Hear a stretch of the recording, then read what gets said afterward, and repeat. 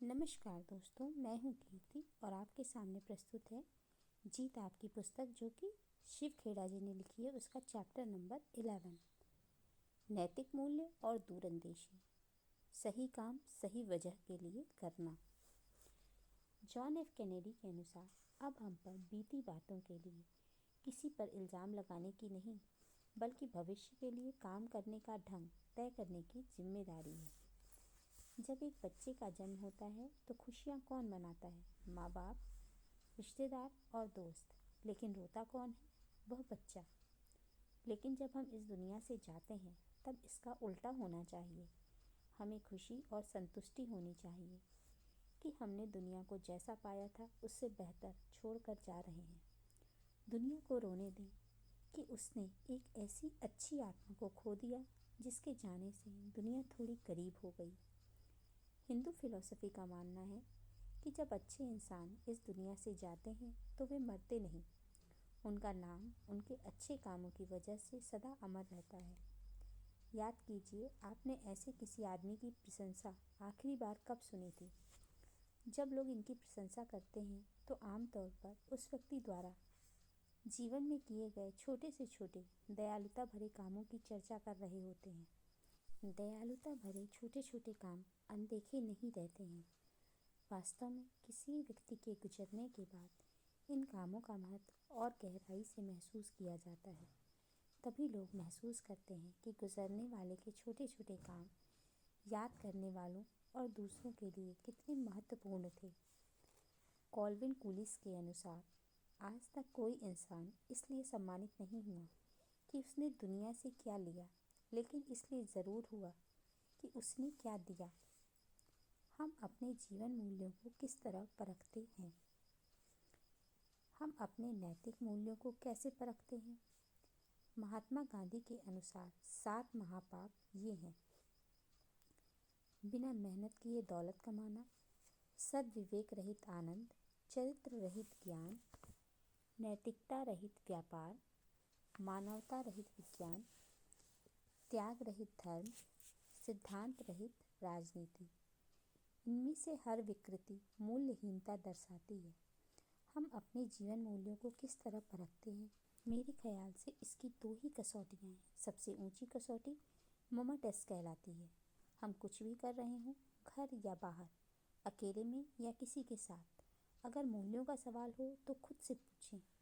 अगर मेरी माँ देख रही होती कि मैं क्या कर रहा हूँ तो क्या वह गर्व करती और कहती, शाबाश मेरे बच्चे, या वह शर्म से सिर झुका लेती? आपके जीवन मूल्य तुरंत स्पष्ट हो जाएंगे। अगर हम ममा टेस्ट पास कर लें और दूसरे सभी टेस्टों में फेल हो जाएं, तो भी हम पास हैं। और अगर हम ममा टेस्ट में फेल हो गए और बाकी सभी टेस्टों में पास हो गए, तो हम फेल हैं। अगर ममा टेस्ट से जवाब नहीं मिलता तो हमारे पास एक और टेस्ट है, जिसे कहते हैं बाबा टेस्ट।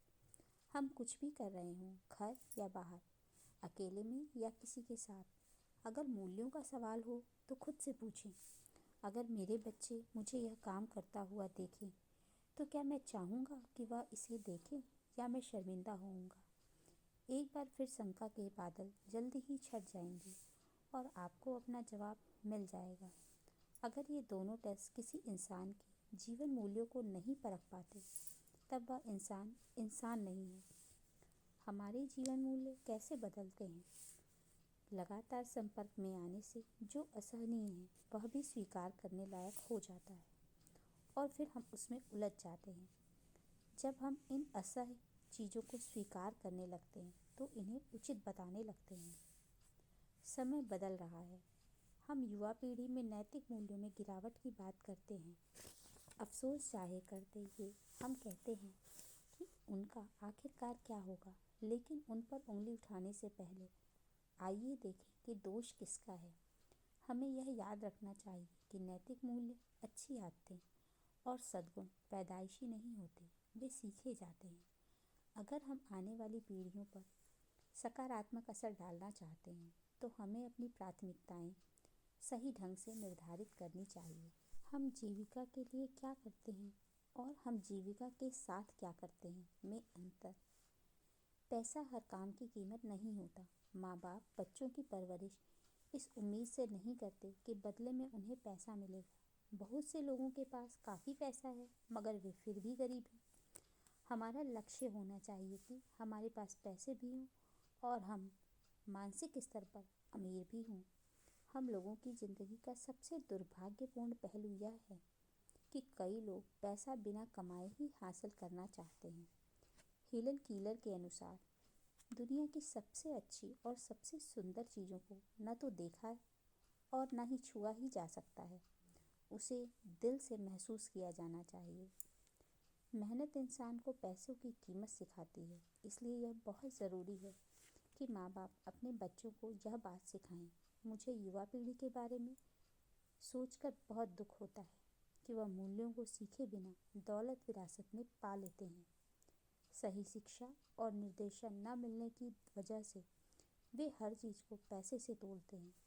उनका मानना है कि हर चीज़ बिकाऊ है और हर चीज़ की कीमत है। वास्तव में यह सच नहीं है। चरित्र अमूल्य है। एक अंग्रेजी फिल्म इनडिसेंट प्रपोजल में यह बात साफ रूप में दिखाई गई है। उसमें दिखाया गया है कि एक बार व्यभिचार करने की कीमत $10 लाख भी हो सकती है।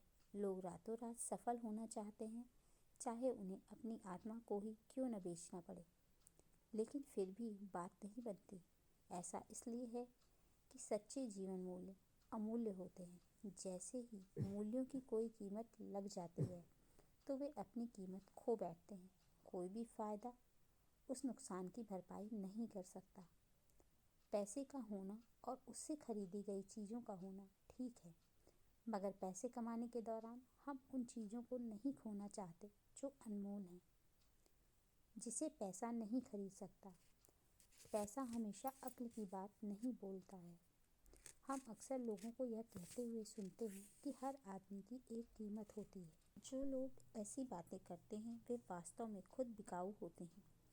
अच्छे चरित्र, निष्ठा और सही जीवन मूल्यों वाले लोग बिकाऊ नहीं होते। पैसा खरीद सकता है हंसी मगर खुशी नहीं, बिस्तर मगर नींद नहीं, किताबें मगर ज्ञान नहीं, एक घड़ी मगर समय नहीं, साथी मगर दोस्त नहीं, चमक दमक मगर खूबसूरती नहीं, खाना मगर भूख नहीं, मकान मगर घर नहीं, दवा मगर सेहत नहीं, अंगूठी मगर जीवन साथी नहीं।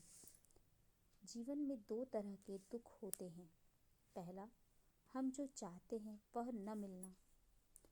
दुख झेलने वालों के लिए एक नसीहत। मैंने ईश्वर से शक्ति मांगी थी ताकि मैं कुछ हासिल कर सकूं। उसने मुझे कमज़ोर बनाया ताकि मैं दूसरों की सेवा अदब से करूं। मैंने सेहत मांगी थी ताकि मैं बड़े काम कर सकूं। मुझे दुर्बलता मिली ताकि मैं अच्छे काम कर सकूं। मैंने धन दौलत मांगी थी ताकि मैं खुश रह सकूं। मुझे गरीबी मिली ताकि मैं बुद्धिमान बन सकूं। मैंने रुतबा मांगा था ताकि लोग मुझे सराहें। मुझे असहाय बनाया ताकि मैं ईश्वर की ज़रूरत महसूस करूं। मैंने सब चीज़ मांगी थी ताकि मेरा जीवन खुशहाल हो। मुझे सिर्फ जीवन मिला ताकि मैं हर चीज़ में खुशी पा सकूं। मैंने जो भी मांगा नहीं मिला, मगर वह सब कुछ मिला जिसकी आशा की थी। मेरी ऐसा करने के बावजूद मेरी अनकही प्रार्थनाएं सुनी गईं। मुझ पर सब इंसानों से ज़्यादा कृपा हुई। अज्ञान। दूसरा, जो चाहा वह मिला। जब हमारे जीवन मूल्य स्पष्ट न हो तब हमारी इच्छाओं का पूरा होना ज़्यादा दुखदायी हो सकता है। राजा मिदास की कहानी यही बताती है। मिदास का स्पर्श।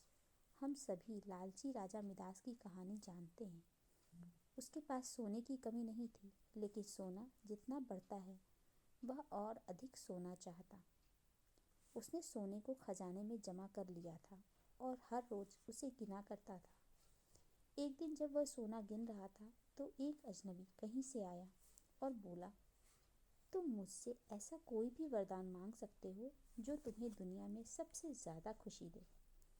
राजा खुश हुआ। उसने कहा, मैं चाहता हूँ कि जिस चीज़ को छूऊं वह सोना बन जाए। अजनबी ने राजा से पूछा, क्या तुम सचमुच यही चाहते हो? राजा ने कहा, हाँ। तो अजनबी बोला, कल सूरज की पहली किरण के साथ ही तुम्हें किसी चीज़ को छूकर सोना बना देने की ताकत मिल जाएगी। राजा ने सोचा कि वह सपना देख रहा होगा, यह सच नहीं हो सकता। लेकिन अगले दिन जब राजा नींद से उठा तो उसने अपना पलंग छुआ और वह सोना बन गया। वह वरदान सच था।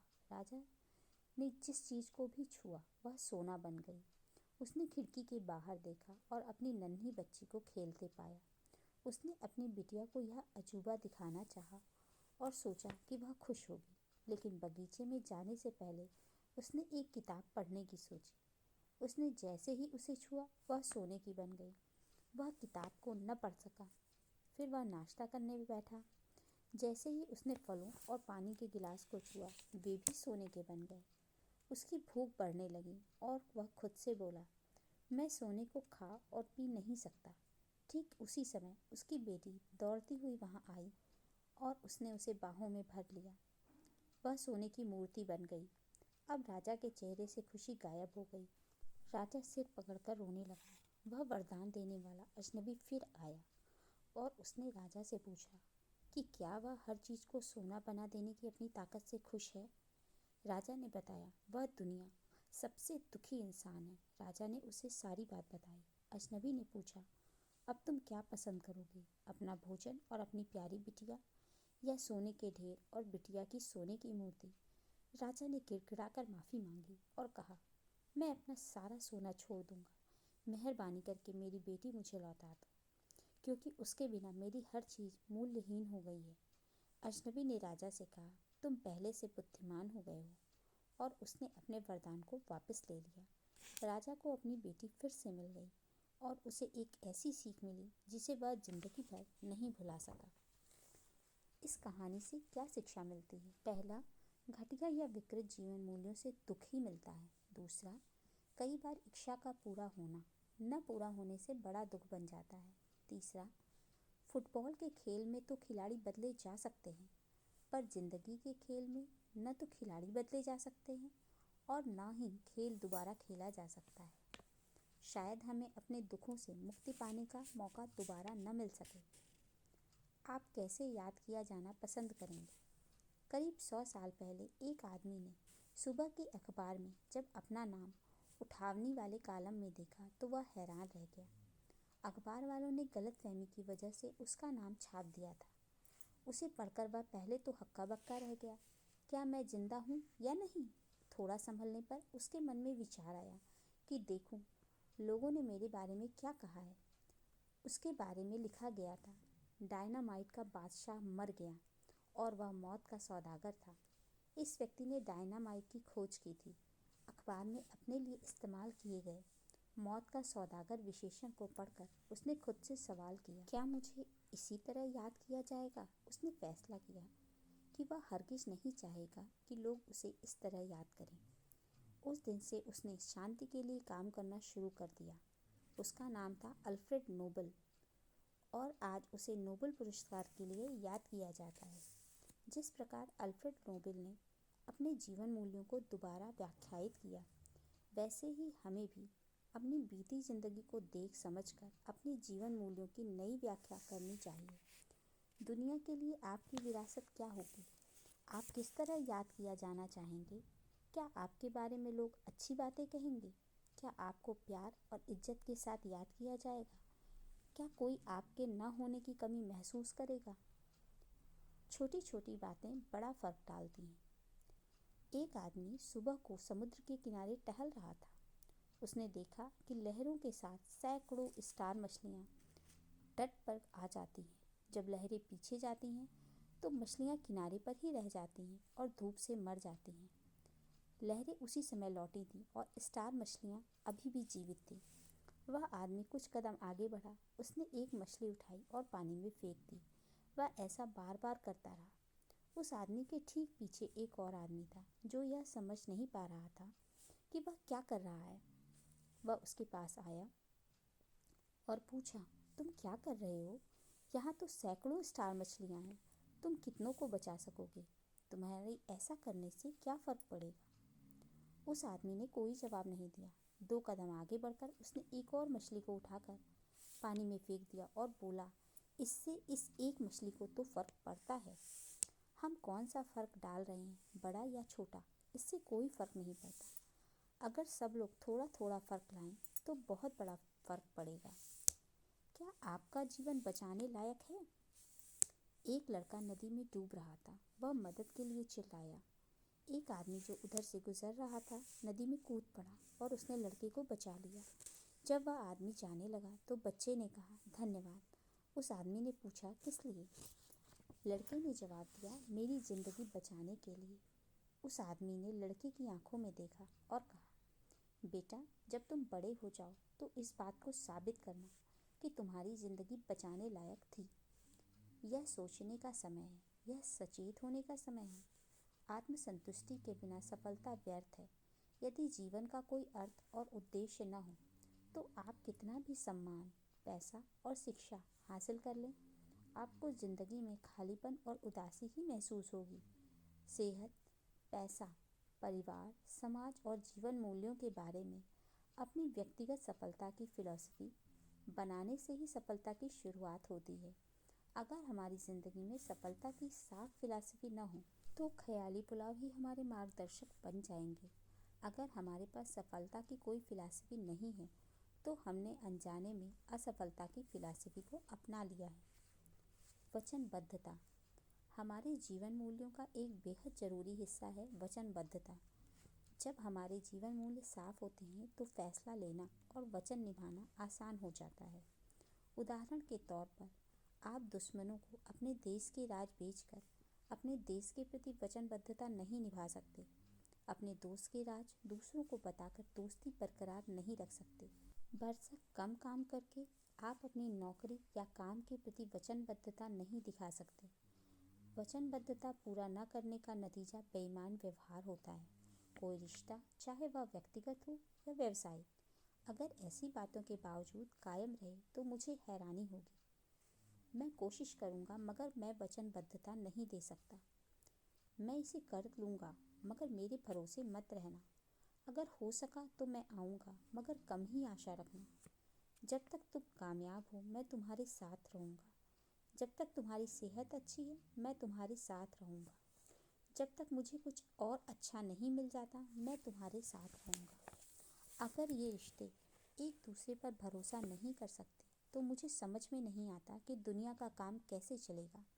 माँ बाप, बच्चे, पति पत्नी, गुरु शिष्य, विक्रेता ग्राहक, मालिक और कर्मचारी, दोस्त दोस्त, इन रिश्तों के बुनियादी उसूलों पर भरोसा ना कर पाने का एहसास किसी इंसान को पागल बना सकता है। हमारे सबसे मजबूत रिश्ते वचन के अदृश्य धागे से बंधे होते हैं।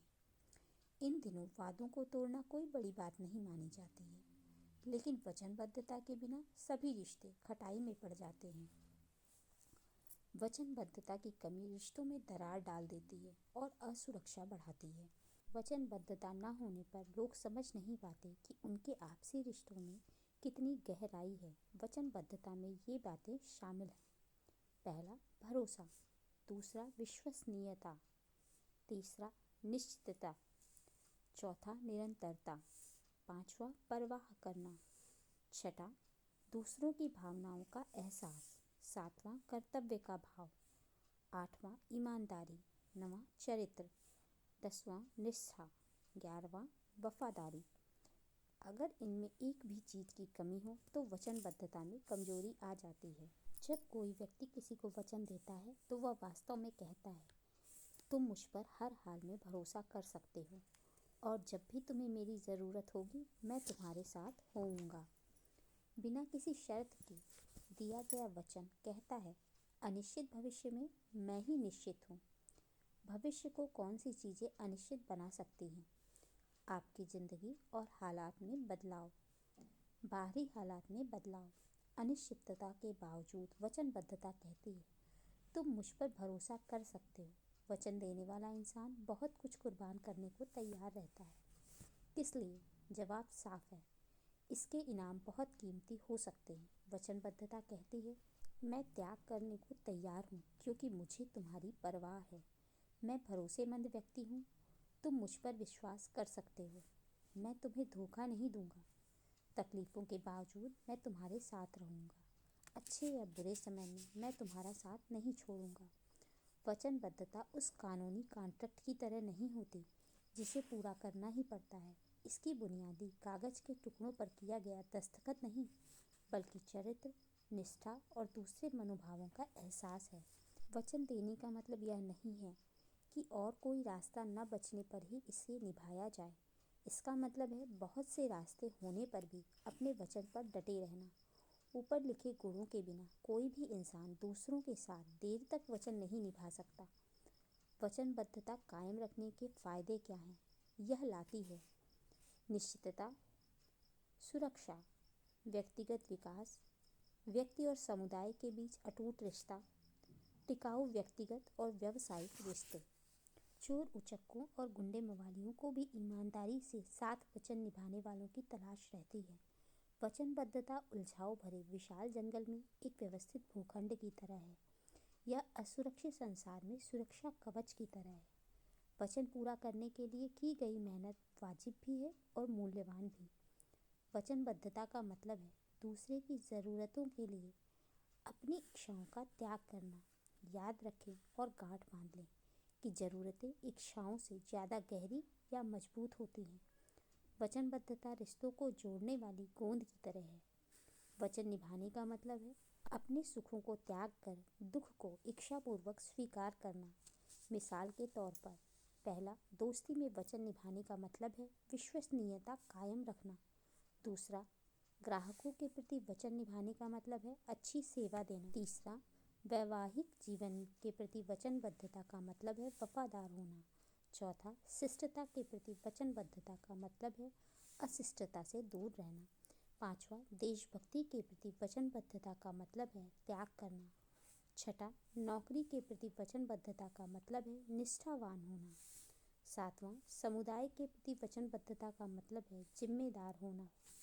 वचनबद्धता परिपक्वता की पहचान है। वचनबद्धता का मतलब है दूसरा रास्ता मिलने या कठिनाइयाँ सामने आने पर अपने फर्ज से मुंह न मोड़ना। सिर्फ मजबूत इरादे के लोग ही एक मजबूत समाज का निर्माण करते हैं। रिश्ते वचनबद्धता पर आधारित होते हैं, सिर्फ निकटता और घनिष्ठता पर नहीं। कोई व्यक्ति करीबी और घनिष्ठ हो सकता है, लेकिन जरूरी नहीं कि वह वचन भी निभाए। पिछले कुछ दशकों में समाज के जीवन मूल्य तेजी के साथ बदले हैं। अब तो बिना वचनबद्धता के संबंध बनाना भी अच्छा समझा जाने लगा है। बहुत से लोग वचनबद्धता का मतलब बंधन मान लेते हैं। वे लोग वचनबद्ध नहीं होना चाहते क्योंकि वे खुद को इसके लिए पूरी तरह तैयार नहीं मानते हैं। फिर भी सालों तक वे दूसरों की हर चीज़ इस्तेमाल करते रहते हैं। बहाना यह होता है कि वचनबद्ध होने से पहले हम एक दूसरे को परख रहे हैं। वे सालों साल परखते रहते हैं। वे ऐसी क्या चीज़ परख रहे हैं जिसे उन्होंने पिछले कुछ दिनों या कुछ महीनों अथवा कुछ सालों में नहीं परखा है। मेरे विचार में ऐसे स्वार्थी जोंक की तरह हैं। ये लोग चीज़ें जब तक ठीक चल रही हैं तब तक अधिक से अधिक फ़ायदा उठा लेना चाहते हैं। ये केवल लेना जानते हैं और समाज के लिए एक बोझ हैं। रिश्ते प्यार और भावनाओं के आवेग से नहीं चलते, बल्कि वचनबद्धता और दूसरों के मनोभावों को समझने से चलते हैं। वचनबद्धता का मतलब है कि दूसरों की ज़रूरत को ज़्यादा महत्व देना। कई बार नेक इरादे वाले अच्छे लोगों के सामने एक दूसरे से टकराने वाली वचनबद्धताएं आ खड़ी होती हैं। उदाहरण के तौर पर, पहला, एक सिपाही आखिरी सांसें ले रही अपनी पत्नी की देखभाल के प्रति वचनबद्ध है। तभी अचानक उसे इमरजेंसी से निपटने के लिए बुलावा आता है। शहर में कहीं 10 लोगों का जीवन खतरे में है। उसे क्या करना चाहिए? दूसरा, एक सर्जन की बेटी को स्नातक की उपाधि मिलने वाली है। उसने अपनी बेटी से जीवन में एक बार आने वाले इस अवसर पर मनाए जाने वाले समारोह में मौजूद रहने का वादा किया है। समारोह से 20 मिनट पहले उसे एक इमरजेंसी सूचना मिलती है कि एक्सीडेंट की वजह से घायल हुए एक आदमी का जीवन बचाने के लिए उसे ऑपरेशन करना है और कोई सर्जन इस समय शहर में मौजूद नहीं है। उसके पास क्या रास्ता है? किसी एक का चुनाव करने का मतलब यह नहीं है कि हमारी दूसरे के प्रति वचनबद्धता नहीं है। इन दोनों जिम्मेदारियों में से एक को चुनने का समय प्राथमिकता, जिम्मेदारी और कर्तव्य का ध्यान रखना पड़ता है। प्राथमिकताओं को नैतिक मूल्यों के आधार पर तय करने से हमें बिना किसी अपराध बोध के एक के बजाय दूसरी वचनबद्धता को चुनने में मदद मिलती है। काफ़ी हद तक मुमकिन है कि सर्जन अपनी बेटी के स्नातक उपाधि समारोह में ही रुकना चाहता हो, लेकिन इससे कोई फर्क नहीं पड़ता कि उसकी प्राथमिकताएं क्या हैं या फिर वह क्या चाहता है। वचनबद्धता में 11 बातें शामिल हैं जिनके बारे में हम पहले बता चुके हैं, भले ही हम उन्हें पसंद करें या ना करें। वचनबद्धता को निभाना चरित्र की दृढ़ता को दिखाता है। इसमें अपनी इच्छाओं के बदले दूसरों की ज़रूरतों को प्रमुखता दी जाती है, लेकिन उनकी सनक और ऊटपटांग इच्छाओं को नहीं। ज़रूरतें आवश्यक हैं जबकि इच्छाएं अनंत हैं। कश्मकश के समय ज़रूरतों का फैसला उनकी प्रमुखता, जिम्मेदारी और कर्तव्य की बुनियाद पर किया जाना चाहिए। विवाह जैसे रिश्ते में दो लोग एक दूसरे के प्रति वचनबद्ध होते हैं।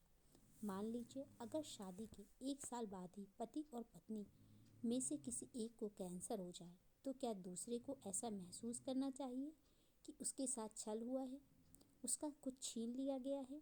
क्या उसे नाराज़गी महसूस करनी चाहिए? ऐसे में दूसरे को अपनी ज़िंदगी बर्बाद करने का दोषी मानना चाहिए? यह वचनबद्धता नहीं है, यह सिर्फ स्वार्थ है। वचनबद्धता पूरा न होने पर उस धोखे को कबूल करना वचन का सबसे ज़्यादा दुखदायी पहलू है। वचन अगर किसी गलती या भूल के कारण पूरा न हुआ हो तो उसे आगे कायम रखा जा सकता है। गलती से की गई भूल को उदारता दिखाते हुए माफ़ किया जा सकता है, पर यदि इसे जानबूझकर पूरा नहीं किया गया है तो इस पर गौर किया जाना चाहिए। इसका जवाब यही है कि अगर तुम मुझे एक बार धोखा देते हो तो तुम पर लानत है, अगर तुम मुझे दूसरी बार धोखा देते हो तो मुझ पर लानत है।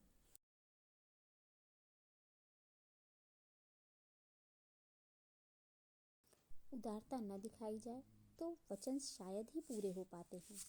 मिसाल के तौर पर एक बच्चा झूठ बोलकर, धोखा देकर अपने माँ बाप का विश्वास खो सकता है, लेकिन माँ बाप बच्चे के प्रति अपनी वचनबद्धता को निभाना चाहते हों तो उन्हें बच्चे को माफ़ कर देना चाहिए। उन्हें बच्चे को सही दिशा देनी चाहिए और उसे झूठ बोलने के नतीजों को बताना चाहिए। अगर कोई केवल इस वजह से धोखा देता है कि उसे माफ़ी मिल जाने का यकीन होता है तो यह नीचता भरा व्यवहार है। क्या क्षमाशीलता को किसी बिना लिमिट वाले अकाउंट का कोरा चेक मानना चाहिए? शायद नहीं। हमारी सबसे बड़ी वचनबद्धता क्या है? अगर हम अनजाने में ऐसे गलत या अनैतिक वचन दे बैठें जो हमारे मूल्यों और आत्मा की आवाज़ के खिलाफ हों, तो ऐसे हाल में हमें क्या करना चाहिए? ऐसे हाल में हमारी सबसे बड़ी वचनबद्धता इस बात पर दोबारा गौर करने की होगी कि उस वचन को निभाएं या तोड़ें। मूल्यों के प्रति वचनबद्धता। वफादारी खरीदी नहीं जा सकती, इसे कमाया जाता है। और हम किसके प्रति वफादार होते हैं, व्यक्तियों के प्रति या संगठनों के प्रति? तो जवाब है इनमें से किसी के प्रति नहीं। हमारी वफादारी मूल्यों और सिद्धांतों के प्रति होती है। जहाँ मूल्यों में टकराव हो वहाँ लोग ना तो एक साथ एक ही घर में रह सकते हैं, ना ही एक संगठन के साथ काम कर सकते हैं। जब कोई इंसान किसी व्यक्ति या संगठन से वफादारी या वचन निभाने का वादा करता है तो वह वास्तव में क्या कहता है? वह कहता है, मैं तुम्हारे साथ हूँ, क्योंकि जिस चीज़ में तुम यकीन रखते हो उसी में मैं भी रखता हूँ। अगर मेरी वचनबद्धता किसी ऐसे नेता, जीवन साथी, मालिक या कर्मचारी के प्रति है जो नशीली दवाओं का व्यापारी या दुश्मन देश का जासूस बन जाता है, तो मुझे क्या करना चाहिए? क्या उसका साथ देना इसलिए जारी रखूं क्योंकि मैंने पहले वचन दिया हुआ है? बिल्कुल नहीं। मैंने अनैतिक और गैर कानूनी व्यवहार को समर्थन देने का वचन नहीं दिया था।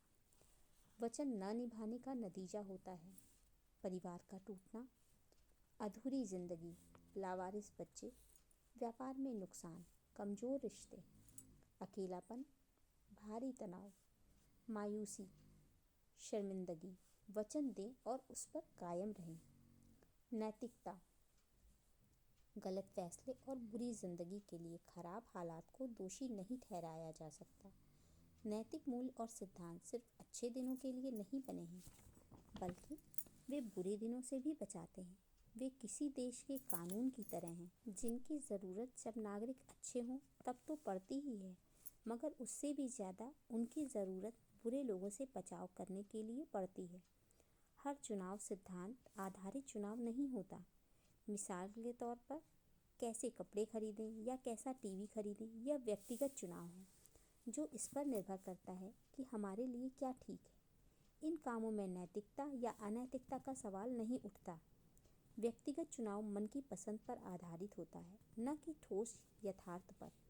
हालांकि ऐसे मामलों में नैतिकता का मसला नहीं जुड़ा होता, फिर भी जिम्मेदारी की भावना बनी रहनी चाहिए। नैतिक चुनाव में सही और गलत के बीच ठोस सच्चाई के आधार पर चुनाव किया जाता है। यही वजह है कि जब हम एक अनैतिक कदम उठाते हैं तो हमारी आत्मा हमें धिक्कारती है, जबकि एक गलत व्यक्तिगत चुनाव करने पर ऐसा नहीं होता, क्योंकि नैतिक चुनाव में सही चीज़ का बिल्कुल स्पष्ट चुनाव किया जाता है। जैसे कि गणित के इम्तिहान में कोई भी बैठ सकता है। उनके जवाब भी अलग अलग हो सकते हैं, मगर जवाब का सही होना उनके चुनाव पर निर्भर नहीं करता, बल्कि वह तो उत्तर के वास्तविक रूप से सही होने पर निर्भर होता है। किसी आदमी के शालीन होने का यह मतलब नहीं होता कि वह अच्छा और नैतिक व्यक्ति है। किसी आदमी में सामाजिक शालीनता होने के बावजूद वह झूठा और मक्कार हो सकता है। वह इंसान शालीन होते हुए भी अनैतिक माना जाएगा। शालीनता उसे सामाजिक स्वीकृति दिला देती है, पर सिर्फ शालीनता का मतलब अच्छाई नहीं होता। दुख की बात है कि आजकल हमारे ज़्यादातर फैसले इन बातों पर आधारित होते हैं। पहला, सुविधा, आराम और सुख की हमारी इच्छा। दूसरा, हमारी भावनाएं। कोई काम करने का फैसला जिम्मेदारी की भावना नहीं, बल्कि यह होता है कि हमें क्या करना अच्छा लगता है। तीसरा, सामाजिक चलन और प्रचार। और लोग यह काम कर रहे हैं, इसलिए मुझे भी करना चाहिए। यह एक आम धारणा है कि नैतिकता और नैतिकता पर आधारित चुनाव उलझा देते हैं, मगर अहम सवाल यह है कि किसको उलझा देते हैं। सिर्फ उन्हीं को जिनके जीवन मूल्य साफ नहीं है। हालात के मुताबिक बदलती नैतिकता। जो लोग महसूस करते हैं कि नैतिक मूल्य हर हाल में एक से नहीं हो सकते, बल्कि हालात के अनुसार बदलते रहते हैं, वे लोग तरह तरह की सफाई पेश करके अपने बदलते सिद्धांतों को सही ठहराते हैं और अलग अलग हालात और अलग अलग व्यक्तियों के साथ अपने सिद्धांतों को बदलते रहते हैं। इसी को कहते हैं हालात के सांचे में ढली नैतिकता। यह आस्था पर नहीं, बल्कि सुविधा पर टिकी नैतिकता है। पैमाने। टेड कॉपेल के अनुसार किसी भी नैतिक दिशा सूचक के सहारे तभी आगे बढ़ा जा सकता है जब उसमें अंदरूनी संगति और स्थिरता हो, तथा किसी भी प्रकृति या रीति के प्रचलित होने की स्थिति में वह एक ही दिशा में संकेत करे। हम स्टैंडर्ड्स क्यों बनाते हैं? वे एक पैमाना होते हैं। यूरोप और एशिया में 1 मीटर एक जैसा ही होता है। 1 किलो आटा कहीं भी जाइए 1 किलो ही होता है। जो लोग नैतिक पैमानों पर यकीन नहीं रखते, वे नैतिकता की परिभाषा यह कहकर बदलते रहते हैं कि कुछ भी गलत या सही नहीं होता। हमारी सोच ही उसे ऐसा बनाती है। वे व्यवहार के बजाय व्याख्या को जिम्मेदार मानते हैं। वे महसूस करते हैं मेरा व्यवहार तो ठीक है, आपकी व्याख्या ही गलत है। मिसाल के तौर पर हिटलर सोच सकता था कि वह सही था, मगर बड़ा सवाल यह है कि क्या वह सही था? भूखे को खाने के लिए पैसे देना उचित हो सकता है, लेकिन नशीली दवाएं खरीदने के लिए पैसे देना गलत है। सामान्य हालात पैमाने को तय करते हैं, जिनमें सिर्फ खास हालात तब्दीली ला सकते हैं। मिसाल के तौर पर हत्या करना गलत है। यह एक आम धारणा है, माना हुआ सत्य है और एक नैतिक पैमाना है। आत्मरक्षा के लिए की गई हत्या को इस नैतिक पैमाने का अपवाद माना जाता है। लेकिन किसी की हत्या करने की छूट इसलिए नहीं मिल सकती कि आज मौसम अच्छा है या उसका दिल कर रहा है। हमारे नैतिकता के स्तर का पता इस बात से भी चलता है कि हम कैसे सलाहकार और कैसे सप्लायर चुनते हैं, कैसे खरीदारों से नाता रखते हैं और अपने फुर्सत का वक्त कैसे बिताते हैं। अलग अलग संस्कृतियों में लोगों की अलग अलग राय और मत हो सकते हैं, मगर निष्पक्षता, न्याय, निष्ठा और वचनबद्धता जैसे मूल्य सर्वव्यापी और शाश्वत हैं। उनका संबंध किसी खास संस्कृति से नहीं होता। ऐसा कभी नहीं हुआ कि समाज में कायरता के मुकाबले में वीरता को सम्मानित न किया गया हो। न्याय और नैतिकता में ये गुण शामिल हैं। एक दूसरे के मनोभावों को समझना, निष्पक्षता, घायलों, बीमारों और बूढ़ों के लिए हमदर्दी, समाज के व्यापक हितों का ध्यान। ज़्यादा लोगों के एक बात पर सहमत होने का मतलब यह नहीं होता कि यह बात सही है। मिसाल के तौर पर, यदि किसी देश के नागरिक उस देश की सभी नीली आंखों वाले लोगों से वोट देने का हक छीनने के लिए मतदान करें तो उसे सही नहीं माना जाएगा। समाज के व्यापक हितों का ध्यान गुरुत्वाकर्षण के नियमों की तरह ही नैतिकता के बुनियादी मूल्य सर्वव्यापी हैं। जिस तरह अनुशासन के बिना आज़ादी बर्बादी लाती है, उसी तरह मूल्यों और सिद्धांतों के बिना समाज नष्ट हो जाता है। अगर सचमुच सिद्धांतों का सही या गलत होना हर एक की राय पर ही निर्भर है, तो फिर किसी अपराधी को जेल में नहीं भेजा जाना चाहिए। एक समाज अच्छा या बुरा उसके नागरिकों के नैतिक मूल्यों के आधार पर बनता है। इन्हीं नैतिक मूल्यों से समाज को शक्ति मिलती है। कुछ लोग सापेक्षता के सिद्धांत में विश्वास करते हैं, लेकिन वे अपनी विडंबनाओं में ही फंसकर रह जाते हैं। वे कहते हैं, सब कुछ सापेक्ष है। यह बात बिल्कुल सच है, लेकिन अपने आप में ही विरोधाभासी भी है। गलत और सही, ईमानदारी और बेईमानी में फ़र्क करने के लिए पहले हमें इनके वजूद की मौजूदगी को मानना होगा। जैसे किसी चीज़ का लेबल बदलने से चीज़ नहीं बदल जाती, ठीक वैसे ही नाम बदलने से उसका मतलब नहीं बदल जाता। गिरे हुए नैतिक मूल्यों को नए नए नाम देकर अधिक स्वीकार योग्य बनाने की कोशिश की जा रही है, मगर मीडिया अनैतिकता को ग्लैमराइज्ड कर रहा है। झूठ बोलने वालों को बहिर्मुखी और कल्पनाशील बताया जा रहा है। थियोडोर रूजवेल्ट के अनुसार, किसी व्यक्ति को नैतिक शिक्षा दिए बिना वैचारिक शिक्षा देना समाज के लिए संकट को न्योता देना है। 1993 में जब कोलंबिया यूनिवर्सिटी के प्रेसिडेंट माइकल सोवर्न ने इस्तीफा दिया, तो एक रिपोर्टर ने उनसे पूछा, क्या कोई काम उनसे अधूरा छूट गया है? सोवर्न ने जवाब दिया, हाँ, बस एक ही काम बाकी रह गया है। उन्होंने नैतिक शिक्षा की कमी की तरफ इशारा करते हुए कहा, एक आम स्टूडेंट को इस बारे में कोई शिक्षा नहीं दी जाती। ज़्यादातर शिक्षक इन विषयों को छूने से कतराते हैं। नैतिक शिक्षा देना माँ बाप के जिम्मे छोड़ दिया जाता है। नतीजा यह है कि इस देश में नई पीढ़ी को नैतिकता और सिद्धांतों की शिक्षा पहले से भी कम मिल रही है, जबकि उसे इसकी बहुत ज़्यादा ज़रूरत है। सिद्धांत और नैतिक मूल्य कोई धर्म नहीं है, वे एक शांतिप्रिय समाज के लिए जरूरी सूझबूझ भरे व्यवहार के सिद्धांत हैं। नैतिकता और कानून। हेनरी फील्डिंग के अनुसार, किसी व्यक्ति को यह सोचकर दुखी नहीं होना चाहिए कि उसने अच्छा काम किया लेकिन औरों ने बुरा काम किया। अगर किसी ने अकेले ही सही काम किया हो तो उसने उचित किया, और यदि गलत काम किया हो तो पूरी मानव जाति की स्वीकृति भी उसके काम को उचित सिद्ध नहीं कर सकती। ज़्यादातर लोग इस बात से सहमत होंगे कि नैतिकता और कानून एक ही चीज़ नहीं है। जो बात नैतिक हो सकती है वह कानून के दायरे में हो भी सकती है और नहीं भी। इसका उल्टा भी उतना ही सच है। मिसाल के तौर पर, पहला, एक जीवन बीमा सेल्समैन ज़्यादा कमीशन पाने वाले अपने ग्राहक को सबसे उपयोगी पॉलिसी बेचने के बजाय अनुपयुक्त पॉलिसी बेचता है। उसका काम कानूनी तो है, मगर अनैतिक और सिद्धांत के खिलाफ है। दूसरा, एक नौजवान अधिकारी कार की पिछली सीट पर खून से लथपथ पड़े अपने जख्मी बच्चे को बचाने के लिए स्पीड लिमिट से तेज गाड़ी चला रहा है। ऐसी स्थिति में शायद ही कोई उससे कानून तोड़ने संबंधी नैतिकता का प्रश्न उठाएगा। उस बच्चे का जीवन बचाने के लिए डॉक्टरी सहायता उपलब्ध न कराना सिद्धांत के खिलाफ होगा, फिर चाहे इसके लिए ट्रैफिक के नियमों को तोड़ना ही क्यों न पड़े। कानून न्यूनतम पैमाने तय करता है, जबकि नैतिकता और मूल्य इन पैमानों से काफ़ी आगे जाते हैं। नैतिकता और मूल्य निष्पक्षता और न्याय पर आधारित हैं। ये लोगों को खुश या नाखुश करने के लिए नहीं है। ये लोगों की ज़रूरतों और अधिकारों का सम्मान और इज्जत करने के लिए हैं। जीवन का उद्देश्य।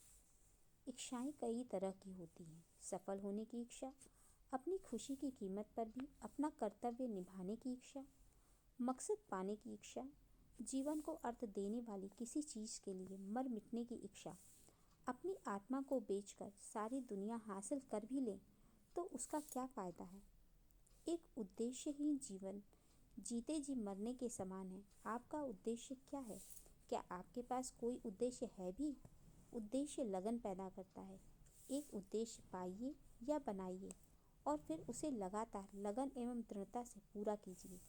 हर रोज खुद से यह सवाल पूछना चाहिए, क्या मैं जीवन में अपने उद्देश्य के करीब पहुंच रहा हूँ? क्या मैं दुनिया को रहने लायक एक बेहतर जगह बना रहा हूँ? अगर जवाब ना है तो मैंने आज अपने जीवन का एक दिन बर्बाद कर दिया।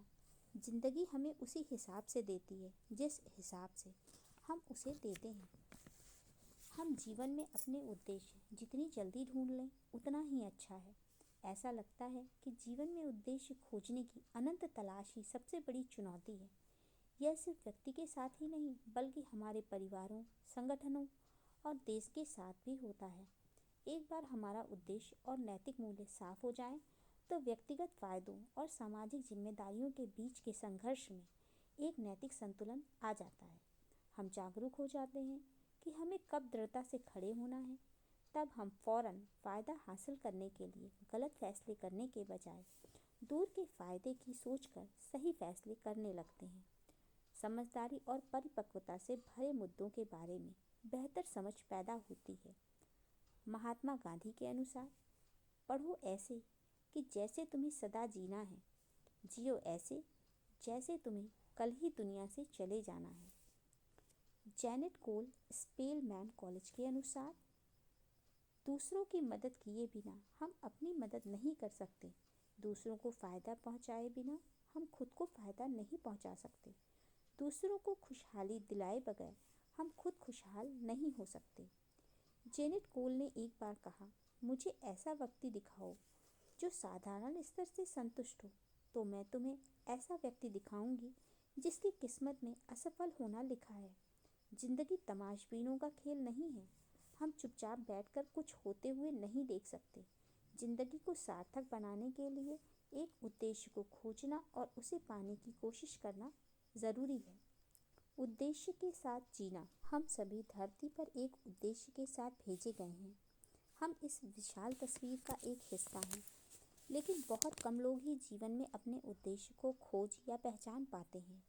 हम में से ज़्यादातर लोग सिर्फ जीते हैं और अपने समय को सार्थक करने के बजाय अपने दिन गिनते रहते हैं। डॉक्टर अल्बर्ट आइंस्टीन से एक बार पूछा गया, हम यहाँ क्यों आए हैं? तो उन्होंने जवाब दिया, अगर दुनिया एक एक्सीडेंट की देन है तो हम भी एक्सीडेंट की देन हैं। अगर इस दुनिया के होने का कोई मकसद है तो हमारे होने का भी कोई मकसद है। और वे आगे बोले, मैं भौतिक विज्ञान को जितना ही पढ़ता हूँ उतना ही आध्यात्मिक ज्ञान की तरफ खिंचता जाता हूँ। वुड्रो विल्सन के अनुसार, मैं उस काम में असफल होना पसंद करूँगा जो आखिर में सफल होगा, बजाय उस काम में सफल होने के जो आखिर में असफल होगा। हम अपने जीवन मूल्य कहाँ से सीखते हैं? मैंने हाल ही में एक ऐसे शिक्षक के बारे में पढ़ा जो टीनेक, न्यू जर्सी, अमेरिका में हाई स्कूल स्तर के छात्रों को जीवन मूल्यों के बारे में पढ़ा रहे थे। क्लास की एक लड़की को $1000 से भरा पर्स पड़ा मिला और लड़की ने वह उसके मालिक को दे दिया। शिक्षक ने छात्रों की राय जाननी चाहिए। क्लास के हर छात्र ने उस लड़की को बेवकूफ़ बताया। ज़्यादातर छात्रों का यह मानना था कि अगर कोई अपने सामान के प्रति लापरवाह है तो उसे इस बात की सज़ा मिलनी चाहिए। जब शिक्षक से पूछा गया कि उसने अपने बच्चों से क्या कहा तो उसने जवाब दिया, मैंने कुछ भी नहीं कहा। अगर मैं उन्हें यह बताऊं कि क्या सही है और क्या गलत, तो मैं उनका काउंसलर नहीं माना जाऊंगा। मैं अपने विचार उन पर नहीं लाद सकता। अगर हम नैतिकता अपने माँ बाप और शिक्षकों से नहीं सीखेंगे तो फिर किससे सीखेंगे? और जब वे हमें नैतिक शिक्षा नहीं देते तो हम उन्हें अनजाने ही टेलीविज़न और दूसरे गलत जरियों से सीखने लगते हैं। कोई आश्चर्य की बात नहीं कि इससे समाज में गंदगी फैल जाती है। ऊपर जिस शिक्षक का उदाहरण दिया गया है वह न केवल विकृत जीवन मूल्यों वाला और गैर जिम्मेदार है, बल्कि उसे हमारे बच्चों को पढ़ाने का हक भी नहीं है। जीत और विजेता में फ़र्क। जीत और विजेता में क्या फ़र्क है? जीतना एक घटना है, विजेता होना एक भावना है। विजेता जीत को अपने सिद्धांतों के तराजू पर तौलते हैं। 3 प्रेरक विजेता। पहला, ओलंपिक में भाग लेना जीवन की एक बहुत बड़ी घटना मानी जाती है। लॉरेंस लेमिएक्स ओलंपिक में नाव की रेस के दौरान मुसीबत में फंसे अपने एक प्रतियोगी की मदद करने के लिए रुक गए। सारी दुनिया देख रही थी। अपने जीतने की इच्छा से ज़्यादा दूसरे के जीवन की रक्षा करने को उन्होंने प्राथमिकता दी। हालांकि वे नौका दौड़ में नहीं जीते, फिर भी वे विजेता थे। सारी दुनिया के राजा और रानियों ने उनका सम्मान किया क्योंकि उन्होंने ओलंपिक की भावना को जीवित रखा। दूसरा, रूबेन गॉन्जालेस रैकेटबॉल की विश्व चैंपियनशिप फाइनल मैच खेल रहे थे। फाइनल खेल में मैच पॉइंट पर गॉन्जालेस ने एक बहुत अच्छा शॉट खेला। रेफरी और लाइन्समैन दोनों ने उनके शॉट को सही बताया और उन्हें विजेता घोषित कर दिया। मगर गॉन्जालेस ने थोड़ा रुकने और हिचकने के बाद पीछे मुड़कर अपने प्रतिद्वंदी से हाथ मिलाते हुए कहा, शॉट गलत था। नतीजा यह हुआ कि वे सर्विस हार गए और मैच भी। हर कोई हैरान था। कौन सोच सकता था कि एक खिलाड़ी जिसके हक में सारी बातें हों, हार को इस तरह गले लगा लेगा। जब पूछा गया कि उन्होंने ऐसा क्यों किया, तो गॉन्जालेस ने जवाब दिया, अपने ज़मीर को बनाए रखने के लिए मेरे पास यही एक रास्ता था। वह मैच हार गए, लेकिन फिर भी वह एक विजेता थे। तीसरा, कुछ सेल्समैनों के एक ग्रुप ने मीटिंग के लिए शहर से बाहर जाते समय अपने परिवार वालों से कहा कि वे शुक्रवार की रात को खाने के समय तक आ जाएंगे। लेकिन जैसा कि इस तरह के दौरों में होता है, एक के बाद एक काम होने की वजह से मीटिंग निश्चित समय पर ख़त्म नहीं हो सकी। उन्हें देर हो चुकी थी और उन्हें जहाज़ पकड़ना था। वे भागते भागते जहाज़ छूटने से कुछ मिनट पहले एयरपोर्ट पहुँचे। टिकट उनके हाथों में था और वे आशा कर रहे थे कि जहाज़ शायद अभी न उड़ा हो। इसी भागदौड़ में उनमें से एक मेज़ से टकरा गया जिस पर फलों का एक टुकड़ा रखा था। सारे फल इधर उधर बिखर गए और ख़राब हो गए, लेकिन उनके पास रुकने का समय नहीं था। वे दौड़ते रहे और जहाज़ के अंदर पहुंचकर उन्होंने चैन की सांस ली, सिर्फ एक को छोड़कर। उसने अपने साथियों से विदा ली और लौट आया। उसने जो कुछ देखा उससे उसे एहसास हुआ कि उसने बाहर आकर ठीक किया है। वह उस गिरी हुई मेज़ के पास गया और उसने उस मेज़ के पीछे एक 10 साल की अंधी बच्ची को देखा जो रोजी रोटी के लिए फल बेचती थी। उसने कहा, मुझे उम्मीद है कि हमने तुम्हारा दिन खराब नहीं किया है। उसने $10 जेब से निकालकर उस लड़की को दे दिए और कहा, यह तुम्हारा नुकसान पूरा कर देगा। इसके बाद वह चला गया। लड़की यह सब कुछ देख तो न सकी, लेकिन दूर जाते कदमों की धीमी पड़ती आवाज़ को सुनकर उसने ज़ोर से आवाज़ लगाई, क्या आप भगवान हैं? उस सेल्समैन का जहाज़ तो छूट गया, लेकिन क्या वह विजेता नहीं था? यकीनन था। कोई बिना मेडल के भी विजेता हो सकता है, और यदि जीत को सही नज़रिए से न देखा जाए तो वह मेडल जीतने के बाद भी हारा हुआ हो सकता है। जीत एक घटना है, विजेता होना एक भाव। 3 लोग मैराथन रेस में अन्य सैकड़ों लोगों के साथ दौड़े। मेडल किसी चौथे ने जीता। क्या इसका मतलब यह हुआ कि वे 3 लोग हार गए थे? हरगिज़ नहीं। उन तीनों ने अलग अलग वजहों से रेस में भाग लिया था। पहले ने अपनी क्षमता आजमाने के लिए रेस में भाग लिया था और उसने आशा से अच्छा प्रदर्शन किया। दूसरा अपने पिछले प्रदर्शन को बेहतर बनाना चाहता था और उसने वैसा ही किया। तीसरे ने कभी मैराथन में भाग नहीं लिया था। उसका उद्देश्य था रेस में भाग लेना और उसे पूरा करना, और उसने किया भी। इससे हमें क्या पता चलता है? वे तीनों अलग अलग उद्देश्य लेकर दौड़े और तीनों विजेता रहे, चाहे उनमें से किसी ने भी मेडल न जीता हो। जैसा कि मार्क ट्वेन ने कहा है, किसी सम्मान के योग्य होते हुए भी उसे न पाना अयोग्य होकर उसे पाने से बेहतर है। सही सम्मान सम्मानित होने की योग्यता में है, न कि सम्मान पाने में। अगर जीतना ही एकमात्र उद्देश्य हो तो इंसान अपने मन की उस अंदरूनी खुशी से महरूम हो जाता है जो किसी अच्छे काम को करने की वजह से पैदा होती है। जीतने से ज़्यादा ज़रूरी इज्जत और सम्मान के साथ जीतना है और उस जीत के काबिल होना है। बेईमानी की जीत से सम्मान के साथ हार अच्छी है। सम्मानपूर्वक हारना दिखाता है तैयारी में कमी, लेकिन बेईमानी की जीत दिखाती है चरित्र की कमी। जब किसी इंसान को यह पता हो कि कोई नहीं जान पाएगा कि उसने क्या किया और क्या नहीं किया, तब वह क्या करता है? इसी बात से उसके चरित्र की असली पहचान होती है। कोई भी जीत इस योग्य नहीं कि उसके लिए ज़मीर से समझौता करके झटपट कामयाबी दिलाने वाले गलत रास्तों को अपनाया जाए। ट्रॉफी तो आप भले ही जीत लें, लेकिन यह जानते हुए कि वह सच्चाई से नहीं जीती गई है, उससे आपके मन को खुशी कभी नहीं मिलेगी। एक ट्रॉफी जीतने से ज़्यादा अहम बात है एक अच्छा इंसान होना। विजेता हर दिन यह सोचकर जीते और काम करते हैं कि यह उनके जीवन का आखिरी दिन है, क्योंकि इनमें से कोई एक दिन हमारा आखिरी दिन होगा और हम नहीं जानते कि वह दिन कौन सा होगा। जब वे इस दुनिया से जाते हैं तो एक विजेता की तरह जाते हैं। माइकल डी मोंटेग्ने के अनुसार कई बार जीत से ज़्यादा हार में विजय होती है। विजेता उदार होते हैं। याद रखिए, विजेता उदार होते हैं। वे कभी अपने बारे में डींग नहीं हाँकते। वे अपने साथी और विपक्षी खिलाड़ियों दोनों को पूरा सम्मान देते हैं और उनकी प्रशंसा करते हैं। सफल होना तो बहुत से लोग जानते हैं, पर सफलता को संभालना कम ही लोग जानते हैं। सफलता का ब्लूप्रिंट। हम दुनिया भर में कई संगठनों और आम लोगों के लिए एक 3 दिन की सेमिनार आयोजित करते हैं जिसका नाम है ब्लूप्रिंट फॉर सक्सेस। दुनिया के बहुत से संगठनों के लिए यह सेमिनार खास तौर पर उनमें काम करने वालों के लिए आयोजित की जाती है और आम लोगों के लिए यह खुले तौर पर आयोजित की जाती है।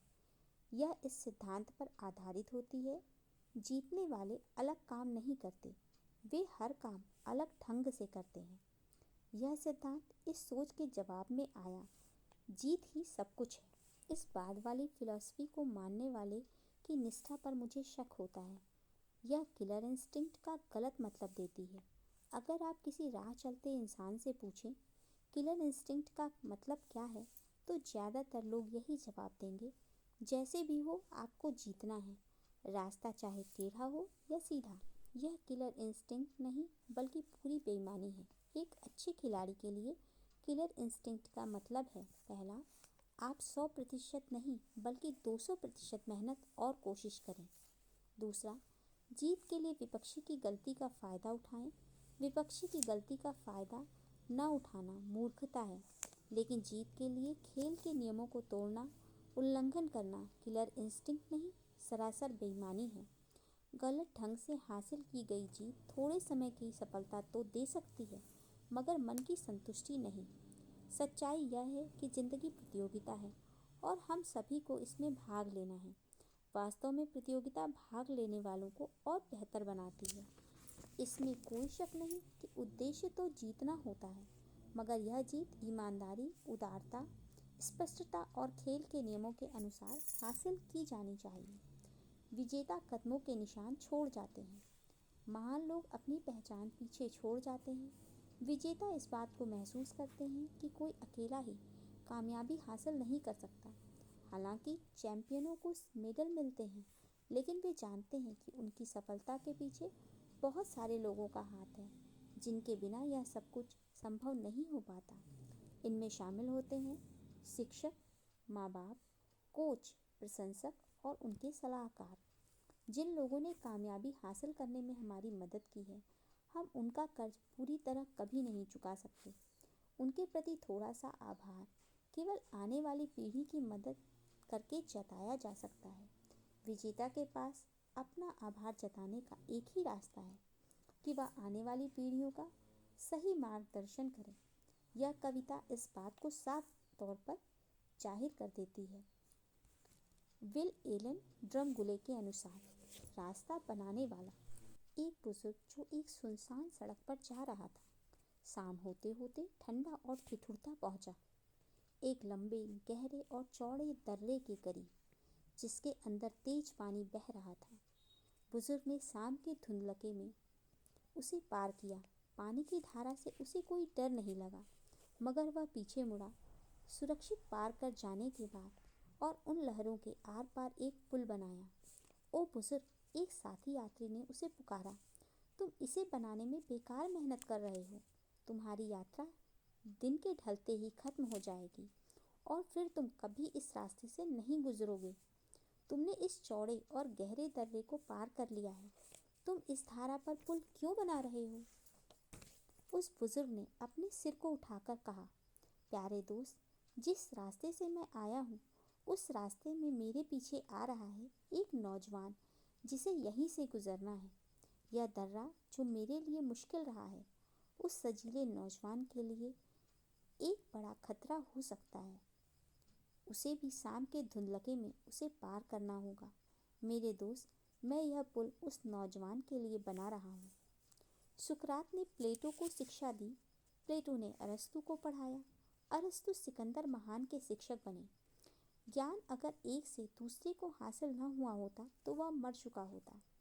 हमारी सबसे बड़ी जिम्मेदारी एक ऐसी विरासत देना है जिस पर आने वाली पीढ़ियां गर्व कर सकें। बदलते जीवन मूल्य आज के सिद्धांत। बदलाव निश्चित है, हम इसे पसंद करें या ना करें, वह होगा ही। हम इस मैं वाली पीढ़ी और हालात के अनुसार बदलते मूल्यों की सोच को बहुत देख चुके हैं। इसकी वजह से मजबूत समाजों को भी नुकसान उठाना पड़ा है। मैं वाली पीढ़ी के लोग पकड़ में आ चुके हैं, पर उन्हें गलती का नहीं बल्कि पकड़े जाने का दुख है। 1958 के एक सर्वे में कुछ हाई स्कूलों के प्रिंसिपलों से यह सवाल पूछा गया, आपके छात्रों की खास समस्याएं क्या हैं? उनका जवाब था, पहला, होमवर्क न करना, दूसरा, संपत्ति का महत्व न समझना जैसे कि किताबों को फेंक देना, तीसरा, बत्तियां जली और खिड़की दरवाजे खुले छोड़ देना, चौथा, क्लास में मुंह से थूक के बुलबुले निकालना, पांचवा, कमरों में भाग दौड़ करना। उसी सवाल को 30 साल के बाद 1988 में पूछा गया। जवाब आश्चर्यजनक रूप से बिल्कुल अलग थे। आज के हाई स्कूल के छात्रों की मुख्य समस्याएं हैं, पहला, गर्भपात, दूसरा, एड्स, तीसरा, बलात्कार, चौथा, नशीली दवाएं, पांचवा, स्कूल में हिंसा की वजह से मौत और हत्या का डर, बंदूकों और चाकुओं का आतंक। पुराने मूल्य मिट नहीं सकते। जॉन गार्डनर के अनुसार कोई भी देश साझा विश्वासों और उसके नज़रिए की वजह से संगठित रहता है। इन्हीं की वजह से उस देश के लोगों को किसी भी समाज को परेशान करने वाले संघर्षों से उबरने की शक्ति मिलती है और इन्हीं की वजह से किसी देश को उसका स्वर, आकार, निष्ठा, नैतिक स्वरूप और सहनशक्ति प्राप्त होती है। कुछ लोग जिम्मेदारी, निष्ठा, वचनबद्धता और देशभक्ति जैसे नैतिक मूल्यों को पुराना समझते हैं। ये नैतिक मूल्य पुराने हो सकते हैं, मगर इनका महत्व कभी खत्म नहीं हो सकता। ये समय की कसौटी पर खरे उतरे हैं और हमेशा कायम रहेंगे, चाहे न्यूयॉर्क हो, नई दिल्ली हो या न्यूजीलैंड हो। इन मूल्यों का अर्थ सब जगह एक सा ही है, ये सर्वव्यापी हैं। मुझे इतिहास के किसी ऐसे दौर या संस्कृति के बारे में नहीं पता जिसने इन मूल्यों को सम्मान न दिया हो। आज नैतिक मूल्य काफ़ी नीचे गिर चुके हैं। किसी समाज में अनैतिकता और नाइंसाफ़ी से निराशा जन्म लेती है। अनैतिक आनंद की तलाश में रहने वाले लालची और अविवेकी लोगों पर दृढ़ नैतिक चरित्र वाले लोगों द्वारा अंकुश लगाया जाना जरूरी है। बदलाव के इस दौर में हम अपने रास्ते से भटक गए हैं। जिस समाज ने अपने नैतिक मूल्यों को खो दिया है वह विनाश की ओर बढ़ रहा है। इतिहास गवाह है कि जिस समाज के नैतिक मूल्य गिरे वह समाज भी गिर गया। लगभग 50-60 साल पहले अमेरिका जबरदस्त मंदी के दौर से गुजर रहा था। उसकी 1/3 दौलत कुछ ही महीनों में बर्बाद हो चुकी थी। उत्पादन में 77% की गिरावट आ गई थी। 1/4 मजदूर बेकार हो गए थे। कई शहरों में स्कूल चलाना भी मुश्किल हो गया था। न्यूयॉर्क के 20% स्कूली छात्र पोषण की कमी के शिकार हो चुके थे। एक समय तो 3 करोड़ 40 लाख आदमी, औरत और बच्चे बगैर किसी आमदनी के थे। धड़ाधड़ बंद होते होटलों, बैंकों और भुखमरी के उस मुश्किल दौर के बीच भी फ्रैंकलिन रूजवेल्ट ने अपने राष्ट्र के लोगों से रेडियो पर कहा, ईश्वर का शुक्र है कि हमारी मुश्किलें सिर्फ भौतिक और सांसारिक चीज़ों को लेकर हैं। अच्छाई क्या है? अगर हम एक सर्वे करें और लोगों से पूछें, क्या आप अच्छे हैं, तो ज़्यादातर लोगों का जवाब होगा हाँ। उनसे पूछें कौन सी चीज़ उन्हें अच्छी बनाती है, तो जवाब होगा, मैं धोखा नहीं देता इसलिए मैं अच्छा हूँ, मैं झूठ नहीं बोलता इसलिए मैं अच्छा हूँ, मैं चोरी नहीं करता इसलिए मैं अच्छा हूँ। अगर आप ऊपर दिए जवाबों को जांचें और परखें तो पाएंगे उनमें ज़्यादा दम नहीं है। उस आदमी के बारे में सोचें जो कहता है मैं धोखा नहीं देता। इसका सिर्फ यही मतलब है कि वह धोखेबाज नहीं है।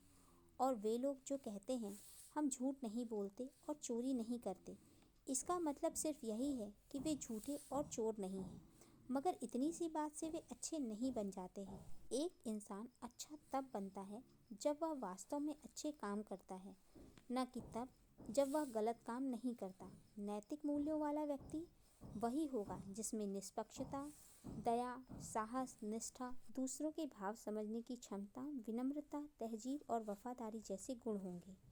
इन खूबियों वाले इंसान अच्छे क्यों माने जाते हैं? इसलिए कि ऐसे लोग ही भरोसेमंद होते हैं, न्याय के लिए खड़े होते हैं, ज़रूरतमंद की मदद करते हैं, अपनी और अपने आसपास के लोगों की ज़िंदगी बेहतर बनाते हैं।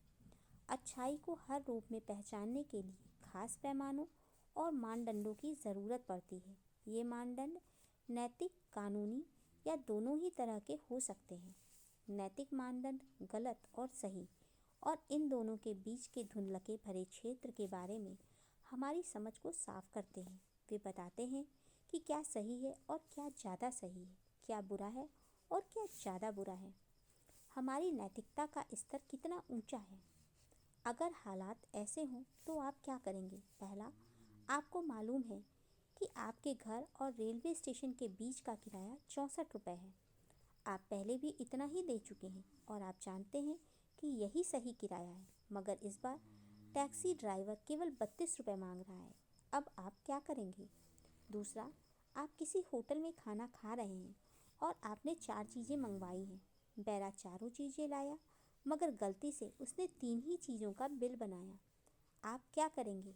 तीसरा, आपका सबसे अच्छा दोस्त आखिरी सांस ले रहा है और आप जीवन बीमा के एजेंट हैं। वह 1 लाख रुपए का बीमा कराना चाहता है। किसी को पता नहीं है और ना ही किसी को मालूम होगा कि आपका दोस्त मरने वाला है। क्या आप उसे पॉलिसी बेचेंगे? नैतिकता को कानूनी शक्ल नहीं दी जा सकती। ऊपर बताए गए हालात में आप अपने बच्चों को क्या सलाह देंगे? और जो सलाह देंगे, क्या आप अपने जीवन में खुद भी वैसा ही व्यवहार कर रहे हैं? हमें नैतिकता की शिक्षा जन्म के साथ ही मिलने लगती है और वह जीवन भर साथ देती है। क्या हम अपना नैतिक व्यवहार बदल सकते हैं? हाँ, हमें नैतिक प्रशिक्षण की ज़रूरत है। नैतिकता को कौन सी चीज़ें प्रभावित करती हैं?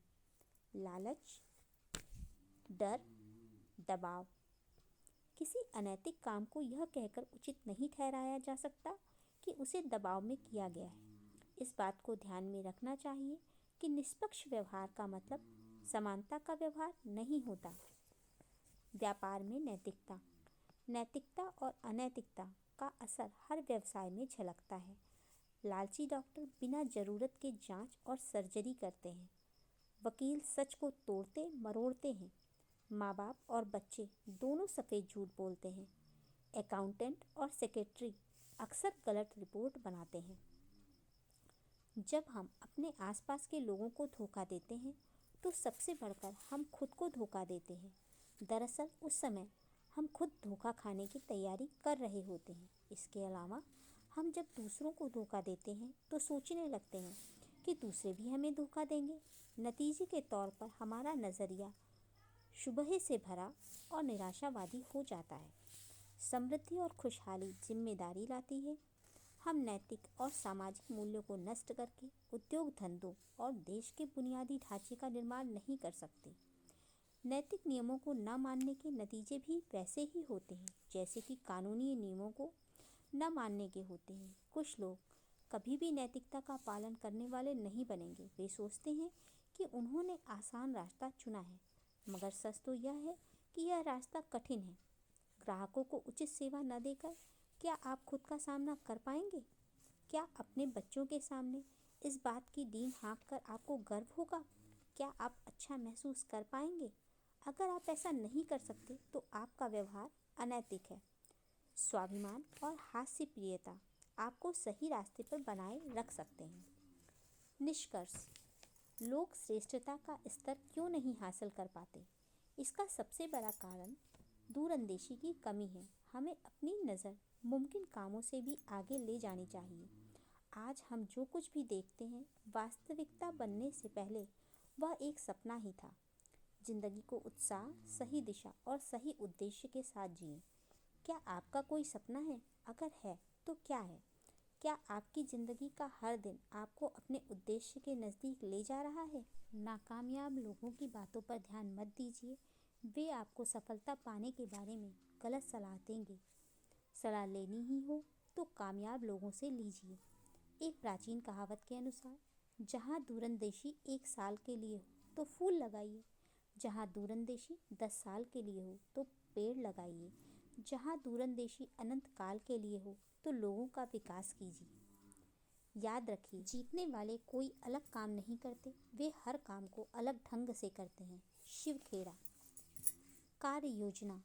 बेनेडिक्ट स्पिनोजा के अनुसार, जिंदगी का केवल यही मकसद हो सकता है कि हम जो बनने लायक हैं वह बन जाएं। 15 मिनट तक शांति से सोचें कि आप में किन 3 चीज़ों के लिए याद किए जाने की गहरी इच्छा है। आप जिन चीज़ों के लिए याद किया जाना चाहेंगे, उन्हें हासिल करने की राह पर आगे बढ़ाने वाली 3 गतिविधियों या व्यवहारों की लिस्ट बनाएं। धन्यवाद दोस्तों, इस पुस्तक को सुनने के लिए आप सभी का शुक्रिया। तो आज हम इस पुस्तक को ख़त्म करते हैं। तो please like, share and subscribe to my channel. और प्लीज़ कमेंट बॉक्स में ज़रूर लिखिएगा आपको इस पुस्तक को सुनकर कैसा लगा। धन्यवाद।